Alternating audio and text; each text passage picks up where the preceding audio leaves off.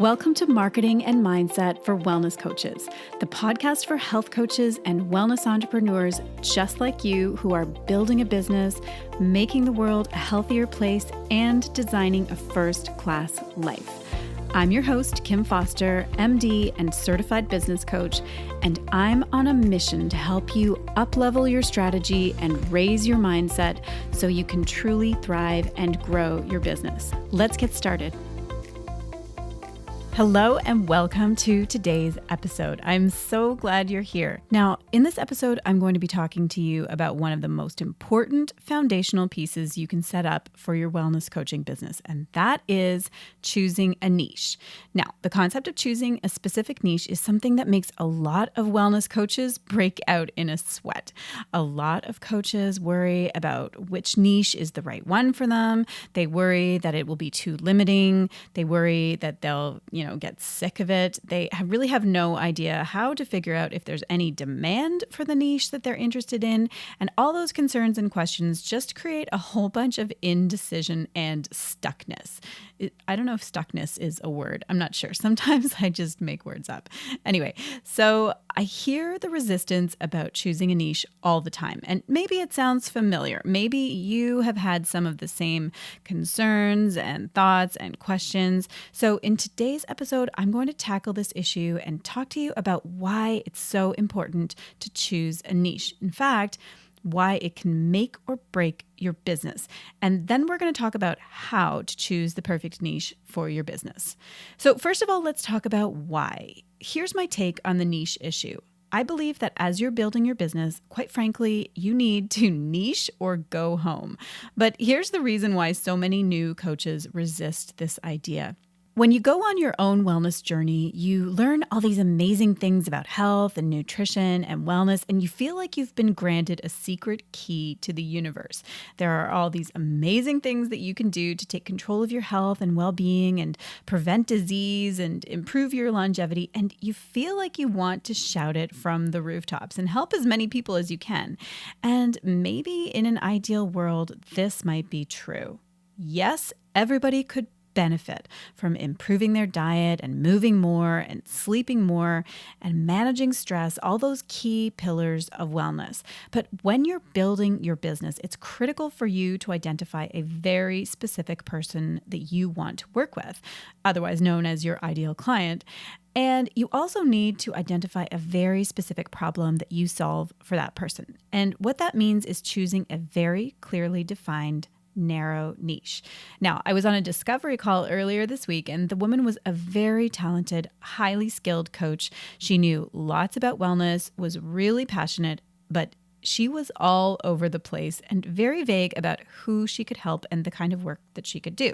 So she wanted to work with cancer patients and also maybe people with IBS and possibly even kids, because she really enjoyed that and found that she connected really well with kids. But at the same time, she also knew she could really help adults.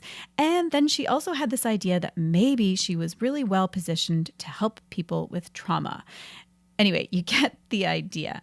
I know this may sound like kind of an extreme example, but it's actually, I think it's a very helpful example to demonstrate what I mean. Because of course, most people aren't quite so all over the map as this particular coach, but many people have a few different ideas and themes that they're kind of wavering between, sort of hedging their bets. And the effect on their business is the same as what was going on for this woman. Because the thing is, she told me she couldn't figure out why she wasn't able to convince people to work with her. This was legitimately confusing for her because from her perspective, she could help so many people. So how come nobody was taking her up on it? Now, she also had a great connection with some physicians in the hospital where she was working, and they were, to be honest, very curious about her coaching programs, enough to turn up to a workshop that she was giving. So they were expressing interest.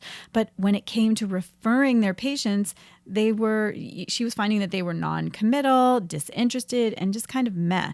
And she couldn't understand this either. But to me, all of these issues, it was as clear as day. As she was describing what she'd been doing and how she was going about presenting herself and pitching her services, it became very obvious where the disconnect was. She didn't have a clearly dialed in niche. From her perspective, she wanted to help everyone. But as the fabulous Marie Forleo says, if you're talking to everybody, you're talking to nobody. And I couldn't possibly agree with this more. What happens is that your message just won't resonate. It's not going to click with anyone in particular, and you'll have great difficulty truly connecting with your ideal clients.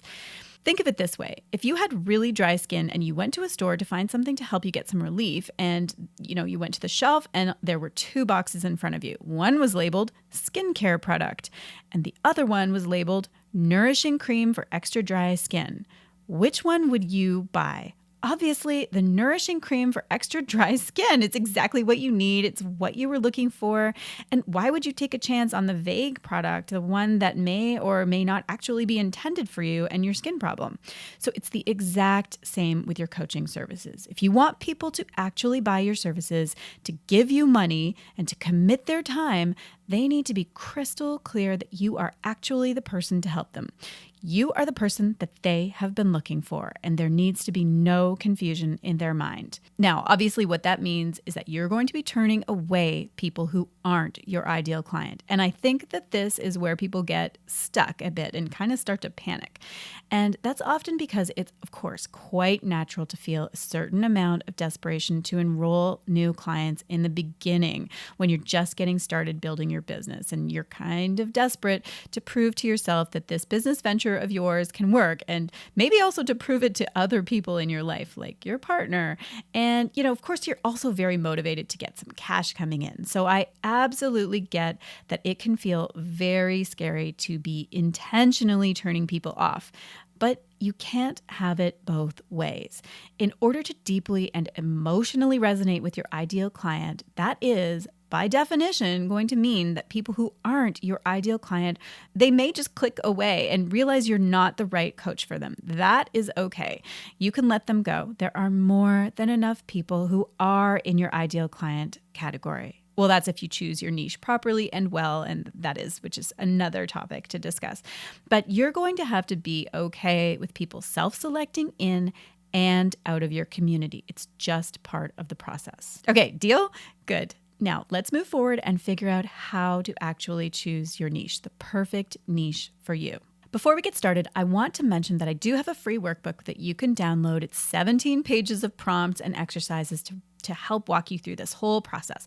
So I'll put the link to grab that workbook for free in the show notes. So over the next few minutes, I'm going to outline my 5-step process to choosing the perfect niche for your wellness coaching business. This is the process I take my private clients through. This is one of the tools I use to help my clients discover exactly who they're meant to serve and the kind of work that they are meant to do. So step 1 is start brainstorming about your why. By this, I mean why you want to be a health coach, why you're drawn to this business and this life, and what your purpose is here and how you want to help people. At this stage, we're just brainstorming. So I suggest that you make yourself a cup of tea, pull out your journal, and sit down for a stretch of time to freeform write about what you love about the wellness field. Who are the people you love to work with? What topics do you love to talk about? What experiences and training do you already possess? Also, what inspired you to start this business? What do you believe in? Who do you admire professionally and why? What sort of things do you do in your free time? What would you be doing if money were no object? I also want you to consider what you want out of your business. What's your hope? How do you want your business to look? Do you want to coach one-to-one or do online courses? Do you want to build a large company with a big team under you, or do you want to stay flexible and independent so that you can travel the world? What is your vision? Okay, that done. Now we move on to step 1, which is go deeper. After your initial brainstorming, I want you to go deeper into your own story. In your journal, I want you to dig a bit deeper and think about specifically what brought you to the wellness field. What struggles have you personally dealt with? Have you had your own journey to healing? What have you overcome? What are the most authentic health issues for you personally? And I also want you to consider your strengths. What are you good at? What comes naturally for you? What skills and gifts do you possess? What gives you the most satisfaction at your current job? And what do people thank you for doing? What do people always seem to ask you to help them with? Something that you really do enjoy doing and that you're good at.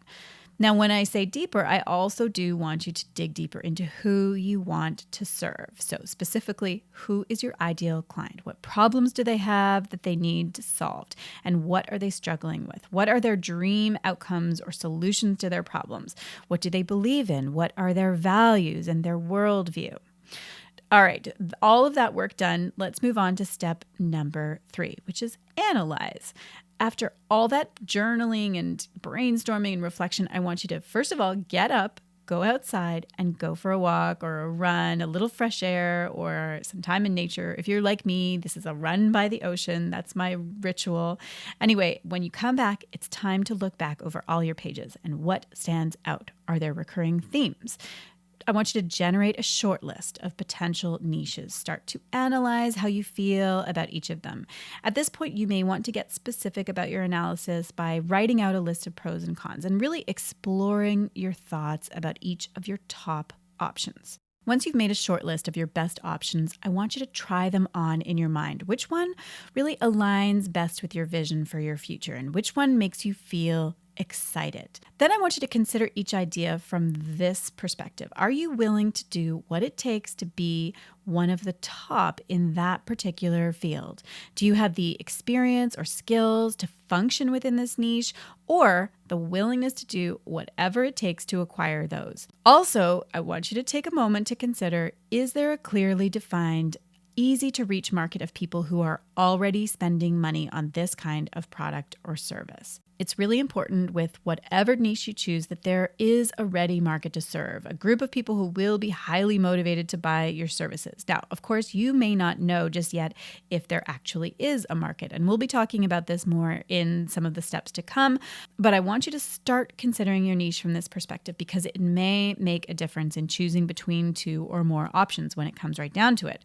If all other things are equal, but you suspect that one niche has a more eager market or one that is easier to reach than others, then that may actually be the way to go. Step 4 is to synthesize and formulate your niche. Now, hopefully at this point, one particular niche has risen to the top. If it feels right, get clear and specific on this niche. At this point, you'll want to formulate a short sentence or a mission statement for your business and your services or your offer. I like to get my clients to nail down the specifics of their niche with this statement.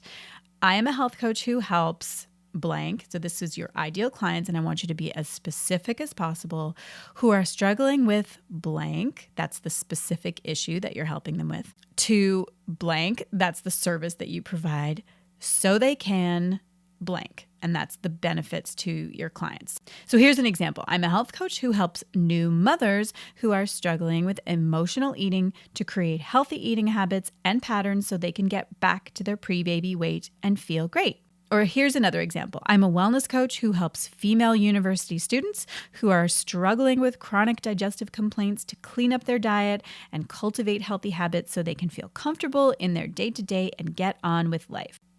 Step number 5 is test it out. The testing and evaluation phase has a few steps to it. So first, to get started, you're going to test it out informally and with people who are close to you. So talk to your best friend or a colleague or a peer from your training program, somebody who you can confide in, and you want to try out your new mission statement and just kind of see how it lands. Does it feel authentic for you when you say it out loud? Does it feel good?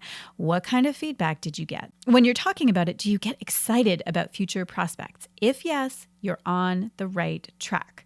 But once you get some informal feedback from people who are close to you and from within yourself, you need to test out your niche in a more rigorous way and do some more detailed market research. Do not skip this step. After all, if you're pursuing a particular niche, you're going to be investing a lot of time and energy and possibly money into it. So you really want to do your due diligence as much as possible to make sure that it's going to fly.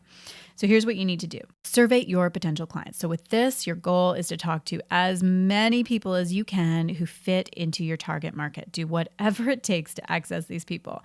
In my experience, Facebook groups are amazing for this kind of research, but there are certainly other avenues. Perhaps you know a number of people in real life who would fit your ideal client profile, or maybe there are acquaintances and people who you could be referred to by a mutual friend, or maybe you need to physically go to places where you're likely to encounter your ideal client, like your yoga studio, for example, and just start making conversations with people. At this point, you're just exploring and gathering information. You are not pitching yourself, you're just looking for information. So ask people things like, what are your main struggles and what are your frustrations? What would get better in your life if this problem were solved? What does this struggle cost you in terms of lost money, time, or quality of life? What is your dream solution? You can also ask them, have you ever paid for a service to help you with this? Would you consider paying for something that would help? Then once you've got loads of data from several people, you want to survey some industry experts. And this is the next step, sort of part B of step 5, talking to industry experts.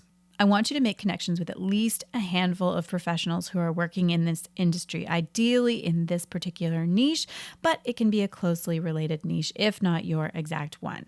Have conversations with them, an actual phone chat or in person or email conversations, whatever works. But these are people who are successful in this field. Gathering this info can save you an enormous amount of effort, possibly years of struggling with common novice errors. Again, Facebook groups like my group, Health Coach Squad, can be a great place to find peers and experts.